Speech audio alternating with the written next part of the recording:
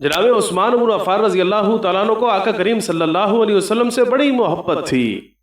اس کا اندازہ آپ اس بات سے لگائیں کہ آج باغیوں نے حضرت عثمان بن عفان رضی اللہ تعالیٰ عنہ کے گھر کا محاصرہ کر رکھا ہے، اور حضرت مغیرہ بن شعبہ رضی اللہ تعالیٰ عنہ آپ سے ذکر کر رہے ہیں، آپ باہر نکلیں، ہم آپ کے ساتھ ہیں، آپ کے ساتھ زیادہ تعداد ہے،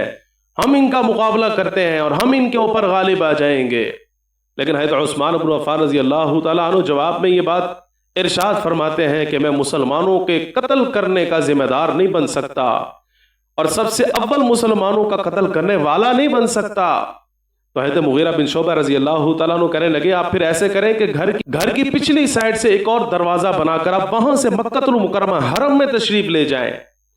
وہاں پر تو آ کر آپ کو قتل نہیں کر سکیں گے، اس لیے کہ حرم میں قتل کرنا درست نہیں ہے۔ لیکن حضرت عثمان بن عفان رضی اللہ تعالیٰ عنہ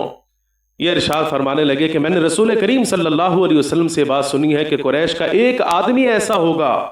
جو بے دینی کے پھیلنے کا ذریعہ اور سبب بنے گا، اللہ رب العزت دنیا کا آدھا عذاب اس کے اوپر نازل کریں گے، اور میں قریش کا وہ فرد نہیں بن سکتا کہ جس کی وجہ سے مدینہ المنورہ کے اندر اور مکہ المکرمہ کے اندر فتنے پھیلیں۔ تو حضرت مغیرہ بن شعبہ کہنے لگے آپ پھر ایسے کریں، آپ حضرت معاویہ بن ابی سفیان رضی اللہ تعالیٰ عنہ کے پاس تشریف لے جائیں، وہاں آپ امن سے رہیں گے۔ لیکن آپ نے یہ بات ذکر فرمائی میں مکہ سے مدینہ المنورہ رسول کریم صلی اللہ علیہ وسلم کے ساتھ ہجرت کر کے آیا تھا،